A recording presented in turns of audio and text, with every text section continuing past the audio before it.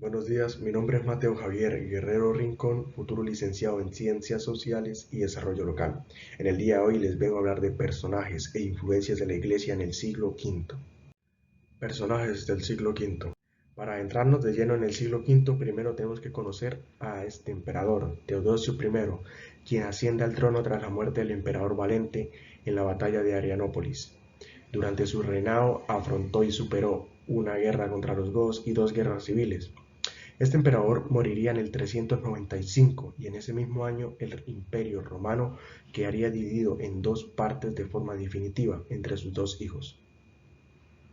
El Imperio Romano de Occidente, comandado por el emperador Flavio Honorio, y el Imperio Romano de Oriente, dirigido por su hermano el emperador Flavio Arcadio. Después de la separación del Imperio Romano en dos partes definitivamente, podemos encontrar en el siglo V a Radagaiso, que fue un jefe godo que provocaría invasiones en los años 405 y 406 sobre Italia. Otro gran protagonista sería Alarico I, quien saquearía Roma en el año 410, un duro golpe para sus habitantes, ya que la ciudad eterna no era conquistada por un ejército extranjero desde hace 800 años. Del 410 nos vamos a saltar a los siguientes personajes, que los vamos a encontrar en el año 451. En este año ocurre la batalla de los Montes Cataláunicos, en donde el caudillo de los hunos, Atila, apodado el Azote de Dios, se enfrenta a una coalición de romanos y godos, encabezadas por el general Flavio Aecio y el rey visigodo Teodorico I, donde estos últimos se alzarían con la victoria y Atila moriría en el año 453 en situaciones sospechosas. Los siguientes emperadores del Imperio Romano Occidente carecerían de fuerza y prestigio, y esto haría que el poder se depositase entre los grandes jefes militares de ascendencia germánica. Entre ellos destacó Ricímero, un general romano de orígenes godos que ostentó el dominio entre los años 456 y 472. No fue un emperador, pero elevó al trono a sus propios emperadores para gobernar a través de ellos. En esta diapositiva les voy a hablar de Erulo Edoacro, un general de origen romano pero al servicio del imperio entre comillas, porque él entraría en Ravenna en el 476 destronando a Rómulo Augustulo, poniendo de esta manera fin al imperio romano de Occidente. Odoacro remitió a Constantinopla las insignias imperiales en señal de acatamiento al único emperador con poder efectivo que quedaba, a Zenón, emperador del imperio romano de Oriente. Hipatia fue una filósofa y astrónoma griega, acusada de fomentar la persecución de cristianos en Alejandría, a pesar de que ella nunca promovió ni el odio ni el rechazo a los mismos.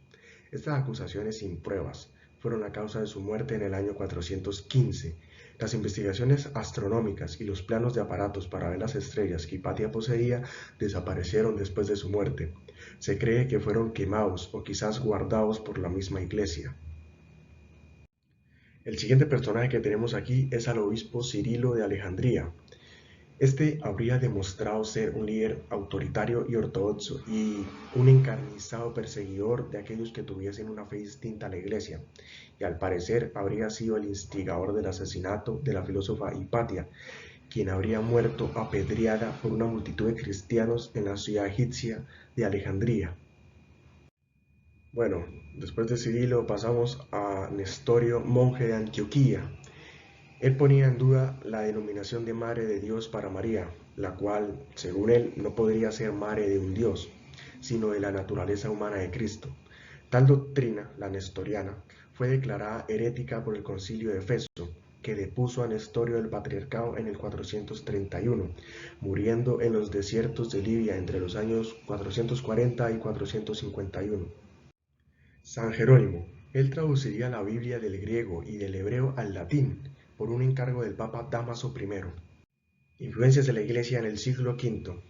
La conversión del cristianismo en religión dominante tuvo efectos sociables notables en la conformación del poder. El obispo adquirió un protagonismo importante que fue considerado como sustituto de la autoridad en el ámbito urbano, puesto que se convirtió en un actor clave de la articulación social de distintas esferas, tanto jurídicas como fiscales, con la capacidad de concertar el apoyo suficiente como para organizar, por ejemplo, la defensa de las ciudades. La Iglesia comienza a formarse como una gran institución que empieza a marcar ciertos lineamientos diferentes en las ciudades y en las zonas rurales de la mano de los obispos, con los recursos dedicados a la construcción de iglesias y monasterios. Esta construcción de iglesias se transformaría en el espacio de reunión de los fieles, a los que debía albergar dentro de su estructura para transmitir el mensaje. El siglo V nos demuestra que la Iglesia alcanza un poder económico y político sumamente importante, a tal punto que vemos que pueden presionar hasta al emperador para lograr su arbitraje o la proclamación de edictos a favor de su ortodoxia. Como les digo, esto evidencia una intensa actividad eclesiástica tanto en la política como en la economía. Otra cosa muy importante que empezamos a ver en este siglo es el crecimiento del autoritarismo en la Iglesia, donde empiezan a mirar con malos ojos a las otras religiones y a las prácticas paganas. Las cosas que ellos no comprenden, como la ciencia, son catalogados de brujería, y el ejemplo claro lo vemos con Hipatia, aquella filósofa griega que fue asesinada en la ciudad de Alejandría. Antes de culminar el tema, me gustaría darles un aporte de un dato interesante que encontré. Cuando la Iglesia no tenía poder alguno, los cristianos eran perseguidos por los emperadores y asesinados brutalmente. Ya cuando la Iglesia comienza a adquirir ese poder económico y político en Europa, dejan de ser perseguidos para volverse los perseguidores. Y con esto termino mi tema de personajes e influencias de la Iglesia durante el siglo V.